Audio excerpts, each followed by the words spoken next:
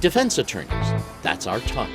We interviewed Binghamton University students who observed court proceedings in Broome County. Here are some of their relevant comments. What was your impression of the defense attorney? It depends on how much money the defendant has and where their case is going to go from there. There were 2 cases that had to do with like minors, and one of the males had a private attorney and the other just had a public defender. And so I think their crimes were comparable, but definitely not the way that the case was put forth. I think it's a tough job, but everyone deserves the right for someone to back them up. The defense attorneys, I want to say that they were very helpful, but it almost looked like they were pretty burned out.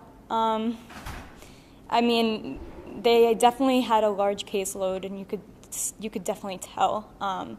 Sometimes they were very disorganized. Cases kept being put on delay because things weren't ready. So they were efficient some of the time. Overwhelmed. I often thought they didn't have an appropriate amount of time to get to know their clients and the people that are on verge of being incarcerated. I thought a lot of their cases, they just didn't have enough time to look at them deeply, and they often had to just rush through them and had to push them on to later dates to actually get the chance to find an argument.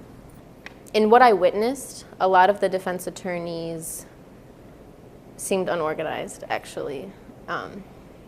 There was a lot of instances where they had to make new court dates because defense attorneys were not prepared, because they didn't have the right paperwork, logistical things like that, and that actually really surprised me.